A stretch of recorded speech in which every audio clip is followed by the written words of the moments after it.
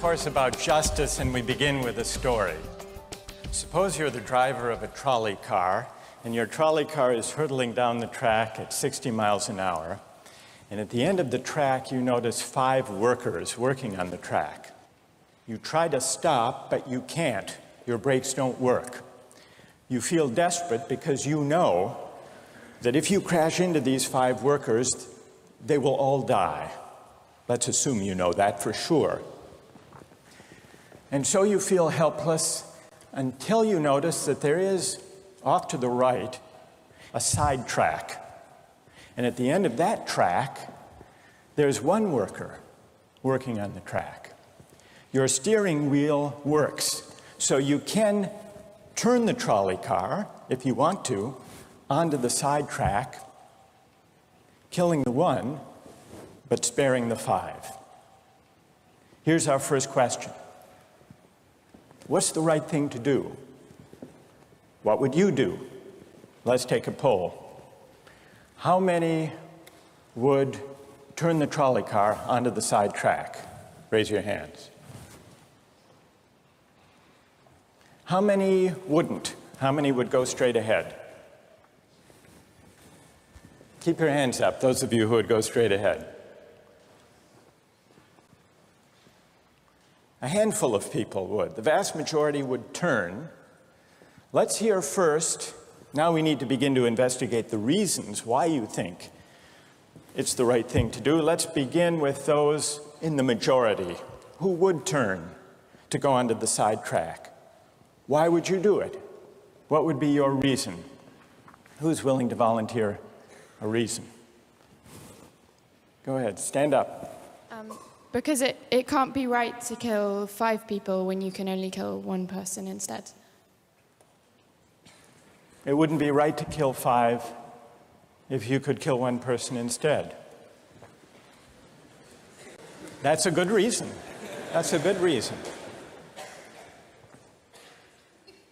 Who else? Does everybody agree with that reason? Go ahead. Well, I was thinking it's the same reason on 9/11. We regard the people who flew the plane into the Pennsylvania field as heroes because they chose to kill the people in the plane and not kill more people in big buildings. So the principle there was the same on 9/11. It's a tragic circumstance, but better to kill 1 and so that 5 can live. Is that the reason most of you had, those of you who would turn? Yes? Let's hear now from those in the minority, those who wouldn't turn. Yes? Well, I think that's the same type of mentality that justifies genocide and totalitarianism. In order to save one type of race, you wipe out the other. So what would you do in this case? You would, to avoid the horrors of genocide, you would crash into the 5 and kill them? Presumably, yes. You? Yeah. Okay, who else? That's a brave answer. Thank you. Let's consider another trolley car case and see whether those of you in the majority want to adhere to the principle, better that 1 should die so that 5 should live. This time you're not the driver of the trolley car, you're an onlooker. You're standing on a bridge overlooking a trolley car track. And down the track comes a trolley car. At the end of the track are 5 workers. The brakes don't work. The trolley car is about to careen into the 5 and kill them. And now, you're not the driver. You really feel helpless until you notice, standing next to you, leaning over the bridge, is a very fat man. And you could give him a shove. He would fall over the bridge, onto the track, right in the way of the trolley car. He would die but he would spare the 5. Now,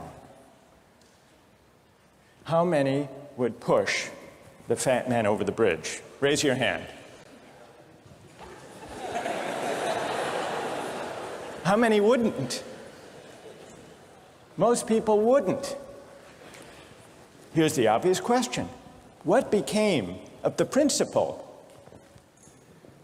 Better to save 5 lives even if it means sacrificing 1. What became of the principle that almost everyone endorsed in the first case? I need to hear from someone who was in the majority in both cases. How do you explain the difference between the two? Yes? The second one, I guess, involves an active choice of pushing the person down, which I guess that person himself would otherwise not have been involved in this situation at all. And so to choose on his behalf, I guess, to involve him in something that he otherwise would have escaped is, I guess, more than what you have in the first case, where the 3 parties, the driver and the 2 sets of workers, are already, I guess, in the situation. But the guy working, the one on the track off to the side, he didn't choose to sacrifice his life any more than the fat man did he? That's true, but he was on the tracks, and you... This guy was on the bridge. Go ahead, you can come back if you want. All right, it's a hard question. All right, you did well. You did very well. It's a hard question.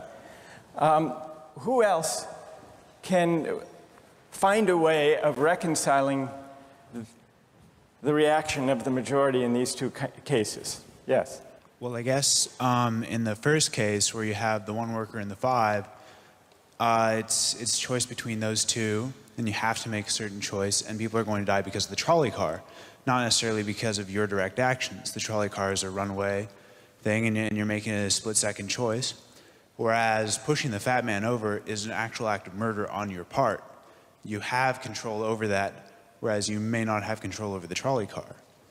So I think it's a slightly different situation. All right, who has a reply?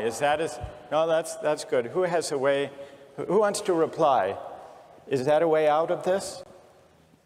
I don't think that's a very good reason, because you choose to, it's either way you have to choose who dies, because you either choose to turn and kill the person, which is an active conscious thought to turn, or you choose to push the fat man over, which is also an active conscious action. So either way you're making a choice. Do you want to reply? Well, I'm not really sure that that's the case. It just still seems kind of different, the act of actually pushing someone over onto the tracks and killing him. You are actually killing him yourself. You're pushing him with your own hands. You're pushing him. And that's Right. different than steering something that is going to cause death into another. You know, it doesn't good. really sound right saying it now. No, it's good. But I'm up here. It's good. What's your name? Andrew. Andrew. Let me ask you this question, Andrew. Yes. Suppose standing on the bridge next to the fat man, I didn't have to push him. Suppose he were standing over a trap door that I could open by turning a steering wheel like that.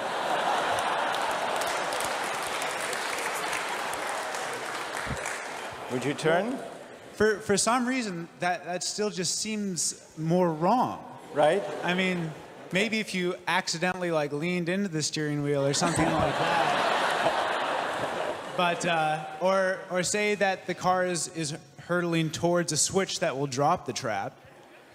Then I could agree with that. Fair enough. It still seems wrong in a way that it doesn't seem wrong in the first case to turn, you say. And in another way, I mean, in the first situation, you're involved directly with the situation. In the second one, you're an onlooker as well. All right. So you have the choice of becoming involved or not by pushing the fat man. Let's forget for the moment about this case. That's good. Let's imagine a different case. This time you're a doctor in an emergency room, and 6 patients come to you. They've been in a terrible trolley car wreck.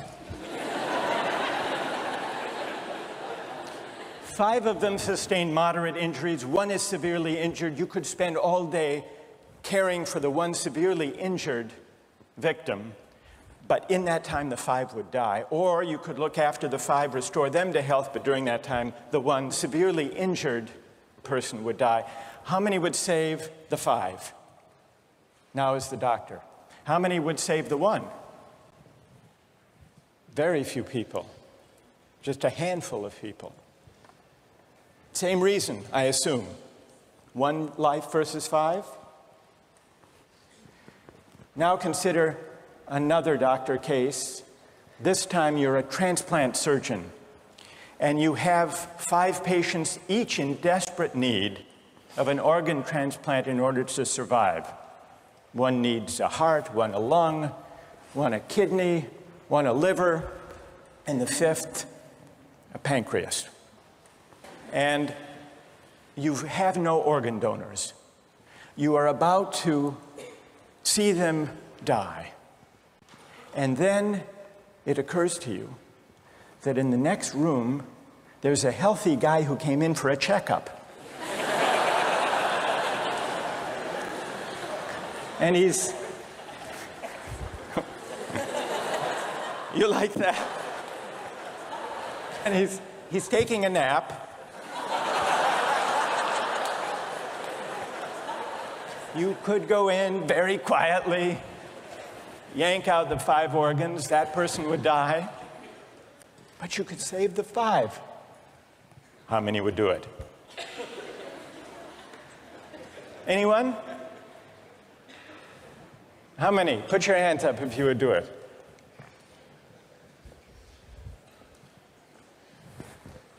Anyone in the balcony? You would? Be careful, don't lean over too much. What? How many wouldn't? All right, what do you say? Speak up in the balcony, you who would yank out the organs. Why? I'd actually like to explore a slightly alternate possibility of just taking the 1 of the 5 who needs an organ who dies first, and using their 4 healthy organs to save the other 4. That's a pretty good idea. That's a great idea, except for the fact that you just wrecked the philosophical point. Well, let's step back from these stories and these arguments to notice a couple of things about the way the arguments have begun to unfold. Certain moral principles have already begun to emerge from the discussions we've had. And let's consider what those moral principles look like. The first moral principle that emerged in the discussion said, the right thing to do, the moral thing to do, depends on the consequences that will result from your action. At the end of the day, better that 5 should live, even if 1 must die. That's an example of consequentialist moral reasoning. Consequentialist moral reasoning locates morality in the consequences of an act, in the state of the world that will result from the thing you do. But then we went a little further, we considered those other cases, and people weren't so sure about consequentialist moral reasoning.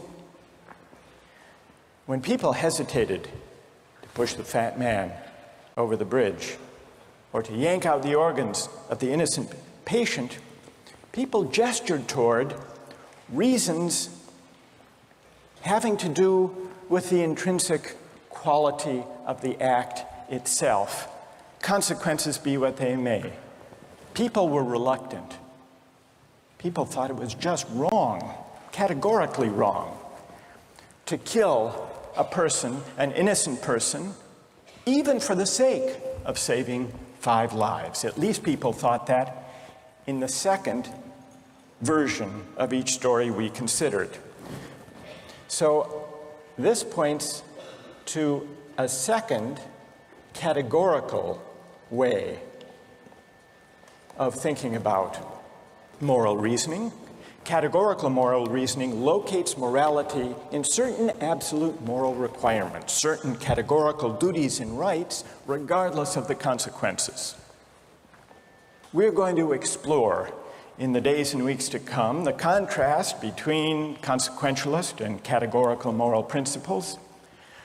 The most influential example of consequential moral reasoning is utilitarianism, a doctrine invented by Jeremy Bentham, the 18th century English political philosopher.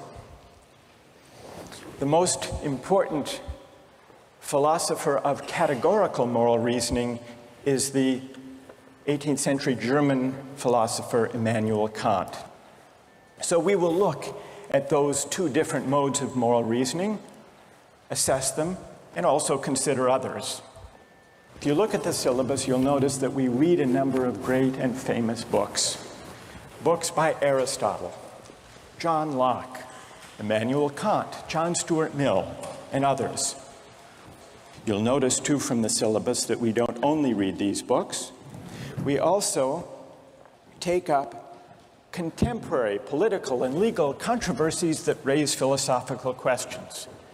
We will debate equality and inequality, affirmative action, free speech versus hate speech, same-sex marriage, military conscription, a range of practical questions. Why?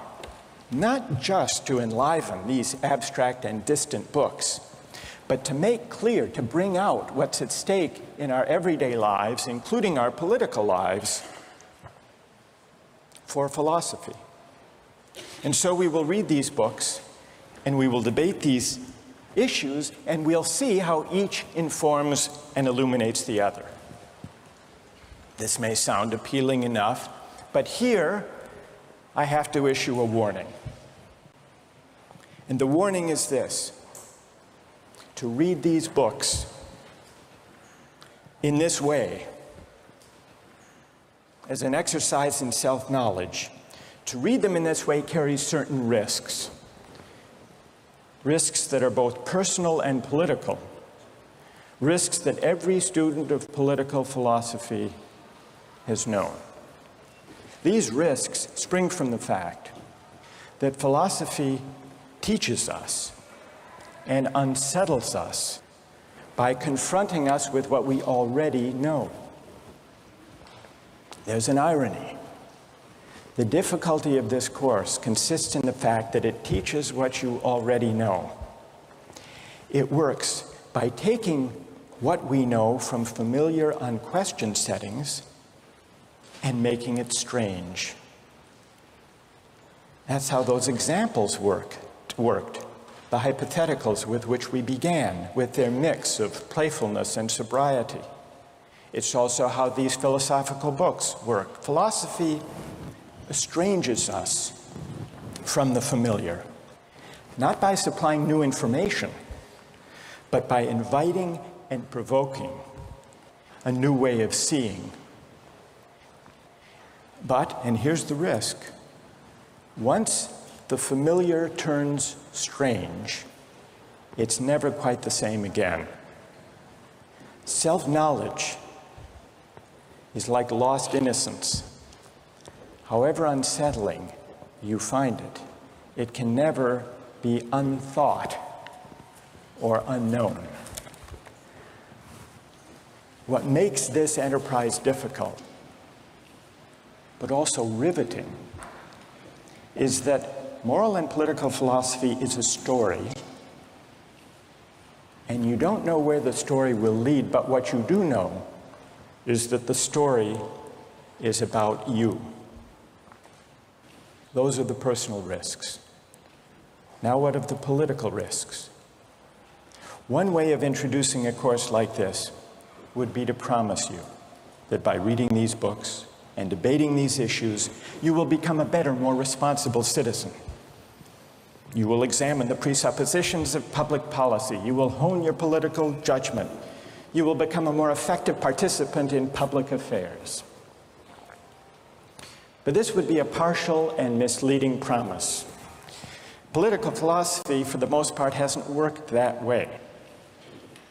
You have to allow for the possibility that political philosophy may make you a worse citizen rather than a better one, or at least a worse citizen before it makes you a better one. And that's because philosophy is a distancing, even debilitating activity.